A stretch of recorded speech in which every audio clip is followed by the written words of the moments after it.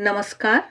बुद्ध पूर्णिमा के अवसर पर आप सभी को हार्दिक शुभकामनाएं। आइए आज हम स्वामी विवेकानंद जी द्वारा दिए गए एक व्याख्यान को सुनेंगे जो उन्होंने शिकागो धर्म महासभा में 26 सितंबर 1893 को दिया था। इसका शीर्षक है बौद्ध धर्म हिंदू धर्म की निष्पत्ति अर्थात उपलब्धि।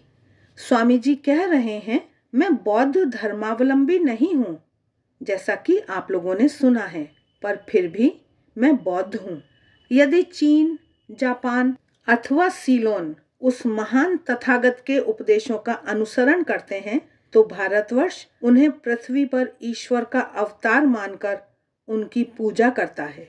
आपने अभी अभी सुना कि मैं बौद्ध धर्म की आलोचना करने वाला हूँ, परंतु उससे आपको केवल इतना ही समझना चाहिए, जिनको मैं इस पृथ्वी पर ईश्वर का अवतार मानता हूँ, उनकी आलोचना मुझसे यह संभव नहीं। परंतु बुद्ध के विषय में हमारी धारणा यह है कि उनके शिष्यों ने उनकी शिक्षाओं को ठीक ठीक नहीं समझा। हिंदू धर्म से मेरा तात्पर्य वैदिक धर्म है, और जो आजकल बौद्ध धर्म कहलाता है उनमें आपस में वैसा ही संबंध है जैसा यहूदी तथा ईसाई धर्मों में। ईसा मसीह यहूदी थे और शाक्य मुनि हिंदू। यहूदियों ने ईसा को केवल अस्वीकारा ही नहीं, उन्हें सूली पर भी चढ़ा दिया। हिंदुओं ने शाक्य मुनि को ईश्वर के रूप में ग्रहण किया और वे उनकी पूजा करते हैं। किंतु प्रचलित बौद्ध धर्म में तथा बुद्ध देव की शिक्षाओं में जो वास्तविक भेद हम हिंदू लोग दिखलाना चाहते हैं, वह विशेषता यह है कि शाक्य मुनि कोई नई शिक्षा देने के लिए अवतीर्ण नहीं हुए थे। वे भी ईसा के समान धर्म की संपूर्ति के लिए आए थे, उनका विनाश करने नहीं।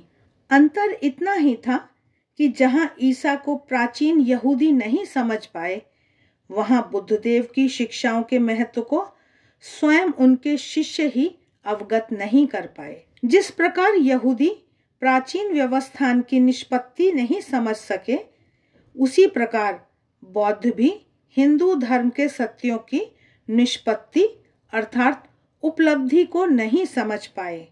मैं यह बात फिर से दोहराना चाहता हूँ कि शाक्य मुनि ध्वंस करने नहीं आए थे, वरन वे हिंदू धर्म की निष्पत्ति अर्थात उपलब्धि थे, उसकी तार्किक परिणति और उसके युक्ति संगत विकास थे।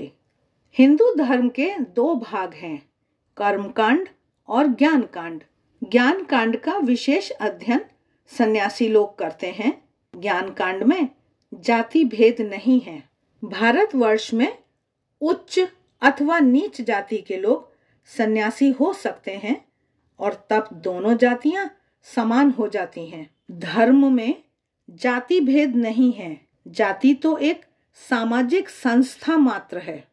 शाक्य मुनि स्वयं सन्यासी थे और यह उनकी ही गरिमा है कि उनका हृदय इतना विशाल था कि उन्होंने वेदों के छिपे हुए सत्यों को निकालकर समस्त संसार में फैला दिया।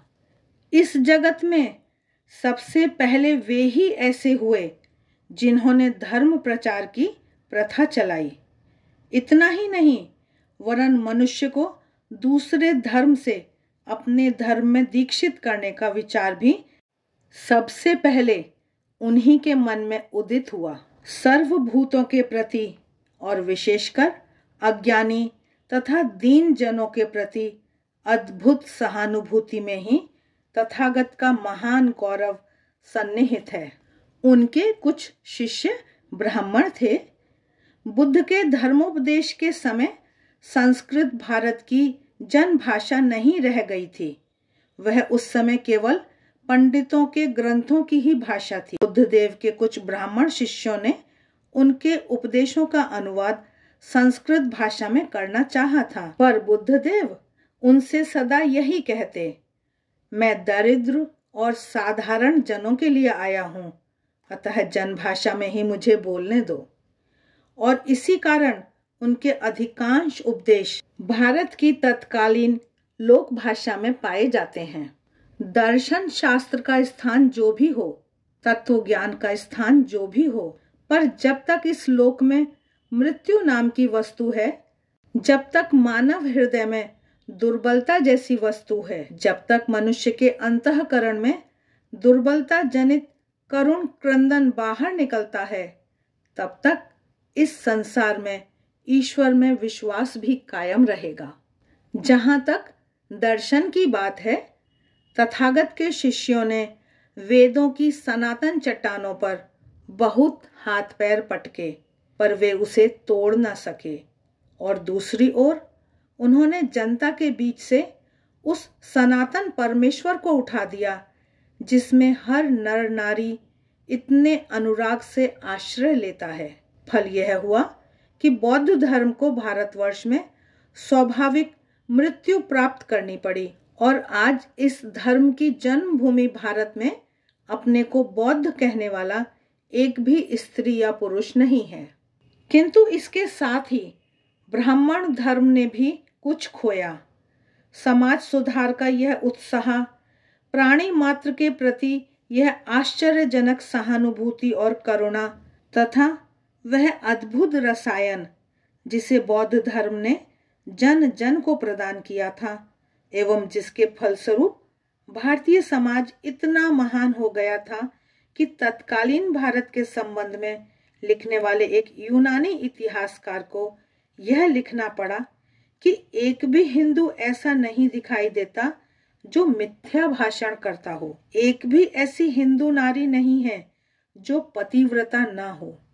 हिंदू धर्म बौद्ध धर्म के बिना नहीं रह सकता, और न बौद्ध धर्म हिंदू धर्म के बिना ही। तब यह देखिए कि हमारे पारस्परिक पार्थक्य ने यह स्पष्ट रूप से प्रकट कर दिया कि बौद्ध ब्राह्मणों के दर्शन और मस्तिष्क के बिना नहीं ठहर सकते, और न ब्राह्मण बौद्धों के विशाल हृदय के बिना। बौद्ध और ब्राह्मण के बीच यह पार्थक्य भारतवर्ष के पतन का कारण है। यही कारण है कि भारत सहस्र वर्षों से विजेताओं का दास बना हुआ है। अतः आइए हम ब्राह्मणों की इस अपूर्व मेधा के साथ तथागत के हृदय, महानुभावता और अद्भुत लोकहितकारी शक्ति को मिला दें। आशा है स्वामी विवेकानंद जी द्वारा दिए गए शिकागो के इस व्याख्यान से आप कुछ न कुछ प्रेरणा अवश्य पाएंगे। आप सभी के प्यार व सहयोग के लिए बहुत बहुत धन्यवाद। वीडियो अच्छे लगते हैं तो लाइक का बटन ज़रूर दबाएं, कमेंट बॉक्स में कमेंट करके बताएं। इससे हमारा भी उत्साह बढ़ता है और हमें और भी अच्छे वीडियो बनाने की प्रेरणा मिलती है। मिलते हैं फिर एक बार फिर से। आप सभी का बहुत बहुत धन्यवाद।